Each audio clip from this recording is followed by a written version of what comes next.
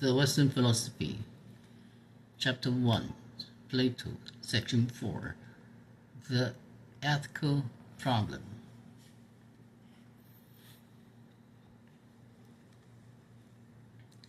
The discussion takes place in the house of Severus, a wealthy aristocrat.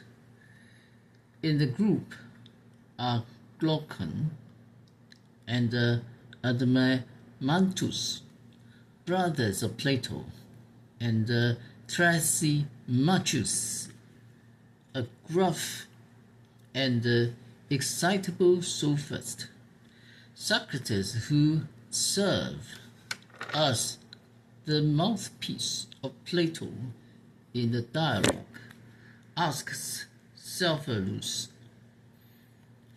"What do you consider to be the greatest blessing which you have reaped from wealth?"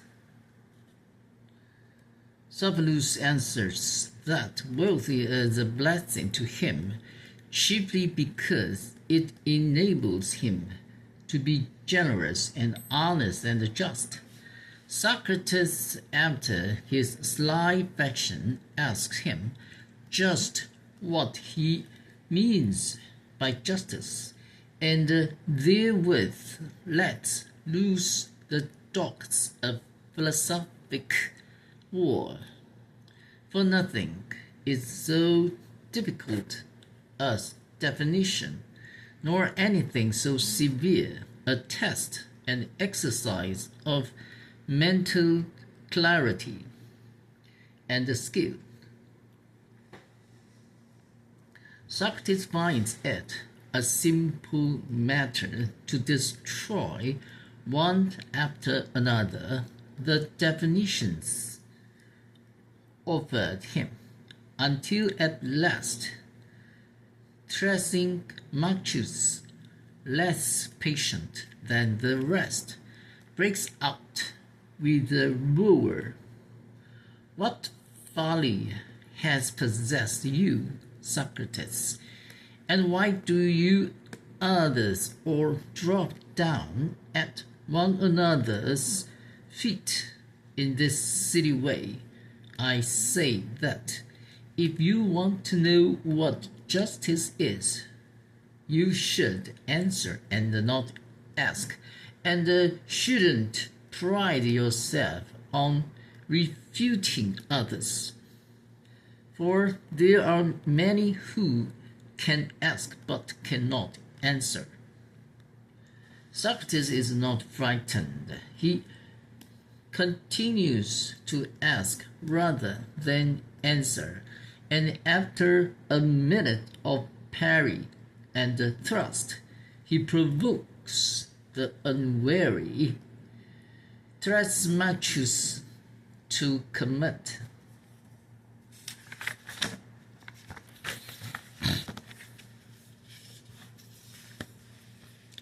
himself to a definition. "Listen, then," says the angry sophist, "I proclaim that might is right, and justice is the interest of the stronger. The different forms of government make laws, democratic, aristocratic, or autocratic, with a view to their respective interests, and these laws so made by them to serve their interests, they deliver to their subjects as justice, and punish as unjust anyone who transgresses them. I am speaking of injustice on a large scale, and my meaning will be most clearly seen in autocracy, which by fraud and force takes away the property of others, not retail but wholesale. Now, when a man has taken away the money of the citizens and made slaves of them, Then instead of swindler and thief, he is called happy and blessed by all. For injustice is censured, because they who censure it are afraid of suffering, and not from any scruple they might have of doing injustice themselves. This, of course, is the doctrine which our own day more or less correctly associates with the name of Nietzsche. Verily, I leapt many a time over the weaklings who thought themselves good because they had lame paws. Stirner expressed the idea briefly when he said that a handful of might is better than a bagful of right. Perhaps nowhere in the history of philosophy is the doctrine better formulated than by Plato himself in another dialogue, Gorgias, where the sophist Callicles denounces morality as an invention of the weak to neutralize the strength of the strong. They distribute praise and censure with a view to their own interests. They say that dishonesty is shameful, and unjust, meaning by dishonesty the desire to have more than their neighbors. For knowing their own inferiority, they would be only too glad to have equality. But if there were a man who had sufficient force enter the Superman, he would shake off and break through and escape from all this. He would trample under foot all our formulas and spells and charms and all our laws that sinned against nature. He who would truly live ought to allow his desire to wax to the uttermost, but when they have grown to their greatest, he should have courage and intelligence to minister to them and to satisfy all his longings. And this I affirm to be natural justice and nobility. But the many cannot do this, and therefore they blame such persons because they are ashamed of their own inability, which they desire to conceal, and hence they call intemperance base. They enslave the nobler natures, and they praise justice only because they are cowards. This justice is a morality not for men but for footmen. Oda Garandros or Andropadotinos. It is a slave morality, not a hero morality. The real virtues of a man are courage, Andrea, and intelligence, perfumeness.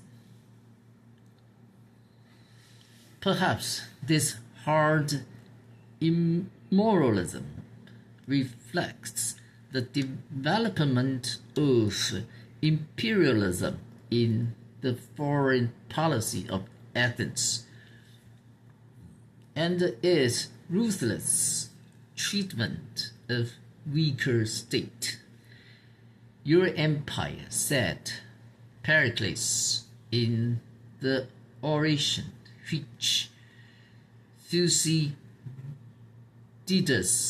invents for him, is based on your own strength rather than the goodwill of your subjects, and the same historian reports the Athenian envoys coercing Melos into joining Athens in the war against Sparta. You know as well as we do that, right? As the world goes, its only end question for equals in power. The strong do what they can, and the weak suffer what they must. We have here the fundamental problem of ethics, the crux of the theory of moral conduct. What is justice? Shall we seek righteousness, or shall we seek power? Is it better to be good or to be strong? How does Socrates' example, Plato, meet the challenge of this theory? At first he does not meet it at all.